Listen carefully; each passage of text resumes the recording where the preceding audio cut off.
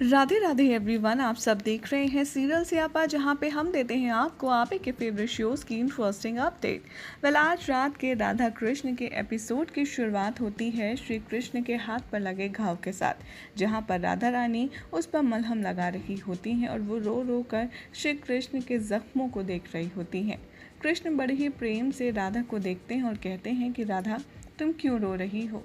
कोई आवश्यकता नहीं है तुम्हें मेरे हाथ पर मलहम लगाने की, मैं ठीक हूँ। राधा कहती हैं कि नहीं कृष्ण, सब मेरी ही वजह से हुआ है, सब मेरी ही गलती है।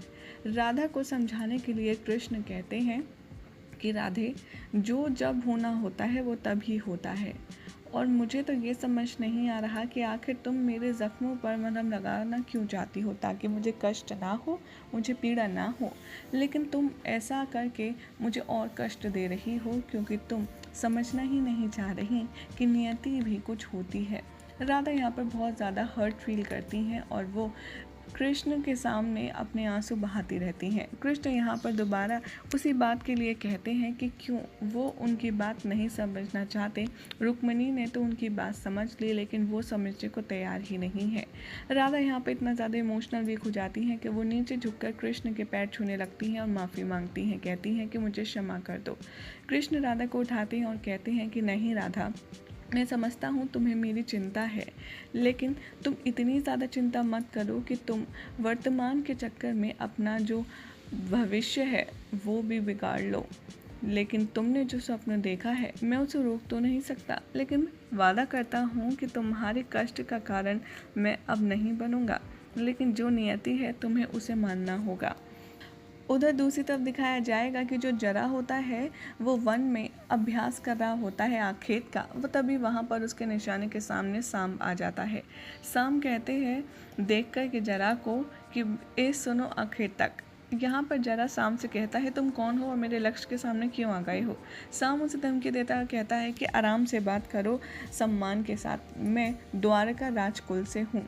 तभी यहाँ पर ज़रा उसके आगे हाथ जोड़कर बैठ जाता है और कहता है मुझे क्षमा कर दीजिए, आप यहाँ पर आए हैं, कोई ना कोई कारण तो ज़रूर होगा।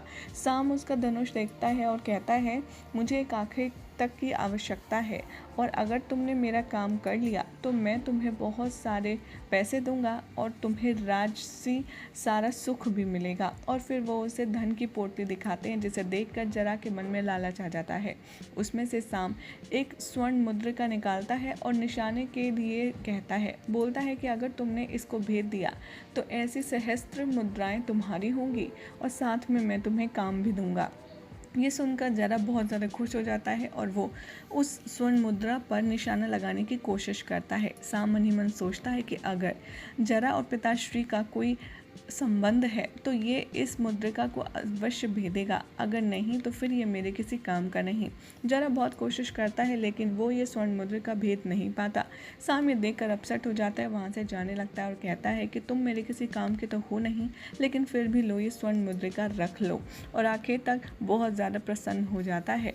इधर दिखाया जाएगा कि राधा और कृष्ण बहुत ज़्यादा आपस में डीप बातें कर रहे होते हैं, जहाँ पर कृष्ण को राधा एक बार फिर से वही बताती हैं कि मुझे तुम्हारे से कोई भी परेशानी नहीं है कृष्ण, लेकिन तुमने जो जरा को वचन दिया है, तुम मुझसे ये वादा करो कि अब तुम जरा को कोई और वचन नहीं दोगे, तुम सिर्फ उसको आखेट सिखा करके वापस आ जाओगे और फिर कभी भी भविष्य में तुम मेरे सामने जरा को नहीं लाओगे और ना ही उससे कोई संबंध रखोगे और ना ही तुम उसे कोई नया वचन दोगे।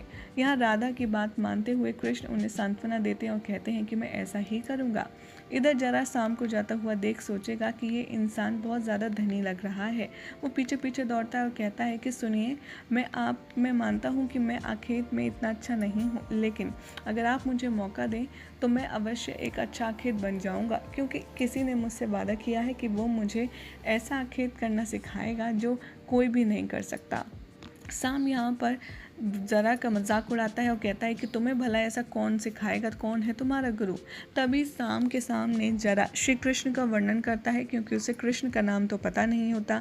वो कहता है कि एक इंसान ऐसा था जो बहुत ही ज़्यादा विशाल था, चेहरे पर तेज था, बहुत ही पीताम्बर उसका अवतार था, सर पर मोर पंख था। ये सारी क्वालिटीज सुनकर शाम को समझ आता है कि वो कोई और नहीं बल्कि शायद श्री कृष्ण ही हो सकते हैं। वो जरा के पास जाता है और कहता है कि अच्छा एक बात बताओ, क्या तुम्हें उस इंसान का नाम पता है? जरा कहता है कि नहीं, मैंने नाम तो नहीं पूछा। फिर शाम कहता है कि अगर तुम उस व्यक्ति को पुनः देखोगे तो पहचान जाओगे? जरा कहता है कि हाँ अवश्य, उसका पीताम्बर स्वरूप भूलने वाली चीज़ ही नहीं है। शाम कहता है कि ठीक है, मैं तुम्हें कल आमंत्रित करता हूँ द्वारका में। कल एक ऐसा कुछ होने वाला है जहाँ पर तुम्हारी सारी परेशानियाँ समाप्त हो जाएंगी, लेकिन तुम आना अवश्य। और जरा बहुत ज़्यादा खुश हो जाता है। शाम मनी मन सोचता है कि अब पता चल जाएगा कि आखेत का और पिताश्री का कोई संबंध है भी या नहीं। उधर दिखाया जाएगा कि शाम द्वारका में दान प्रक्रिया आयोजित करता है, जिसमें वो सारे दान देने की चीज़ों को इधर उधर इकट्ठा करके सारी सभा बुला लेता है। तभी रुक्मिणी आती हैं और शाम को देखती हैं और पूछते हैं ये सब क्या है। शाम कहते हैं कि अब मैं द्वारका का प्रतिनिधि हूँ, इसलिए मैंने सोचा कि क्यों ना आज स्वयं द्वारकाधीश के हाथों से इन सब को दान दिलवाया जाए, क्योंकि हमारी प्रजा में काफ़ी ज़्यादा लोग भूखे हैं और ये परेशानी देखकर मुझे बिल्कुल भी अच्छा नहीं लग रहा। तभी वहाँ पर श्री कृष्ण और राधा आते हैं, सब जय जयकार करते हैं श्री कृष्ण की। तभी शाम यहाँ पर श्री कृष्ण के आते ही कहता है कि अब द्वारकाधीश आप सबको अपने हाथ से आशीर्वाद और दान देंगे, एक एक करके आप सब आना शुरू कीजिए। राधा भी बहुत खुश हो जाती है और कहती हैं कि वाह शाम, तुमने ये कार्य तो बहुत ही उत्तम किया है। शाम यहाँ पर हमेशा की तरह झूठ बोलता है, कहता है क्या करूँ, पिताश्री के मान सम्मान का एक द्वारका के प्रतिनिधि होने के नाते मुझे ध्यान तो रखना पड़ेगा। यहाँ पर दान की प्रक्रिया शुरू होती है, कृष्ण एक एक करके सबको दान देते हैं। राधा भी वहीं खड़ी होती है। तभी राधा की नज़र पड़ती है जरा पर, जो कि लाइन में खड़ा होता है, और उसे देख कर राधा के होश उड़ जाते हैं। राधा का डर एक बार फिर से सामने आ जाता है। वो मनी मन कहती हैं कि कृष्ण, मैंने तुमसे वचन मांगा था कि तुम पुनः कभी मेरे सामने आखेत को नहीं लाओगे, लेकिन देखो नियति, मेरा दुआ स्वप्न एक बार पुनः मेरे सामने आकर खड़ा हो गया है। कृष्ण कहते हैं राधा से मनी मन कि मैं जरा को यहाँ नहीं लाया, मेरे प्रारब्ध यहाँ पर लाए हैं, और वो भी कुछ नहीं कर पाते, मजबूर होते हैं। और उधर जरा श्री कृष्ण को द्वारकाधीश देखकर काफ़ी ज़्यादा शौक में आ जाता है और कहता है कि यानी कि ये द्वारकाधीश श्री कृष्ण थे। और जब जरा का दान लेने का नंबर आता है तो वो श्री कृष्ण को देखता ही रह जाता है। इधर दिखाया जाएगा कि दान लेने के पश्चात में शाम कहेगा कि अगर किसी और की कोई भी समस्या है तो आप आराम से बता सकते हैं, मेरे पिताश्री श्री कृष्ण उन सब समस्याओं का हरण कर लेंगे। और एक एक करके सब कहते हैं कि कोई मेरा घर छोटा है, बड़ा कर दीजिए, कोई मुझे पैसे दे दीजिए। तभी राधा आनंद फानंद में आती है, रुक्मिणी का हाथ पकड़ कर वहाँ से ले जाती है और उन्हें सब सच बताती हैं कि जरा यहाँ पर आ गया है, और अपना डर दिखाती हैं। वो कहती हैं कि कुछ भी करके इसको इस सभा से भेज दो। रुक्मिणी माफ़ी मांगती है और कहती हैं कि भरी सभा में से मैं ऐसे किसी को जलील करके नहीं बेच सकती, तुम समझने का प्रयास करो, मैं तुम्हें भी ना नहीं कहना चाहती। राधा कहती है ठीक है, तुम कुछ नहीं कर सकती तो मुझे ही कुछ करना होगा।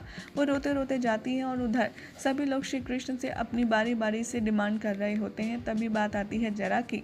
वो संकोच करते हुए श्री कृष्ण से जैसे ही कुछ मांगने वाला होता है और कहता है कि मैं ये चाहता हूँ कि आप मुझे, तभी वहाँ पर राधा आती है और रोक देती हैं सब कुछ। श्री कृष्ण से कहती हैं कि कृष्ण, मुझे तुमसे अभी बहुत ही ज़्यादा इम्पोर्टेंट बात करनी है। कृष्ण यहाँ प्रयास करते हैं कि भरी सभा में से वो ना जा पाएँ, लेकिन राधा कहती हैं ये द्वारका और तुम्हारे हित में ही है, इसलिए तुम्हें मेरे साथ अभी चलना होगा। श्री कृष्ण सभा से माफ़ी मांग के उनसे पूछते हैं कि किसी को कोई समस्या है। सभी लोग कहते हैं कि नहीं, हमें कोई समस्या नहीं है। और श्री कृष्ण थोड़ा सा विराम लेकर के राधा की बात सुनने के लिए चले जाते हैं। इधर राधा से कृष्ण कहेंगे कि यूं भरी सभा से राजा को उठाना उचित नहीं था। राधा क्षमा मांगती और कहती हैं कि मैं जानती हूँ कृष्ण, लेकिन जो समस्या मुझे दिख रही है वो शायद तुम देखना ही नहीं चाहते। राधा को यहाँ कृष्ण बहुत समझाते हैं और कहते हैं तुम कुछ भी कर लो, ये मेरा प्रारब्ध है राधा, और प्रारब्ध से भागा नहीं जा सकता, वो हमें भोगना ही होता है। राधा कृष्ण को बताती हैं कि मैं जो स्वप्न देख रही हूँ वो मेरे समक्ष खड़ा है। मैंने जरा को अंगूठी इसलिए दी थी ताकि वो तुमसे दूर रहे, लेकिन तुम्हारा उसके साथ दोबारा मिलना, तुम्हारा उसको वचन देना, ये सब तुम्हें नहीं लगता कुछ नियति का इशारा है, एक दूसरे से संबंध है? कृष्ण राधा को बहुत बहुत समझाते हैं, लेकिन राधा नहीं मानती और कहती हैं कि मैं समझ चुकी हूँ तुम्हें राधा की कोई भी चिंता नहीं है, लेकिन तुम्हें मेरी सौगंध है कि तुम। तभी कृष्ण राधा के होठ पर उंगली रखते हैं और कहते हैं कि ऐसी कोई सौगंध मत देना जो कर्म और धर्म के चलते मुझे तोड़नी पड़े। अपनी राधा की कसम मैं कभी भी नहीं तोड़ना चाहता। और राधा को यहाँ पर समझाने का बहुत प्रयास करते हैं, लेकिन राधा है कि कृष्ण की चिंता में वो काफ़ी ज़्यादा अपसेट हैं। और कृष्ण यहाँ पर कहते हैं कि ठीक है, तुम्हें मुझ पर भरोसा करना होगा। मैं तुमसे वादा करता हूँ कि मैं जरा को ऐसा कोई भी वचन नहीं दूंगा जो मुझे उचित ना लगे, और अगर वो कुछ ऐसा मांगता है तो मैं स्वयं उसे मना कर दूंगा। यही हो जाएगा आज रात के एपिसोड का एंड, जिसके बाद कल क्या होगा आपको बताएंगे नेक्स्ट रिपोर्ट में। ऐसे ही मज़ेदार अपडेट्स के लिए चैनल को सब्सक्राइब करें और इस वीडियो को लाइक शेयर करना ना भूलें।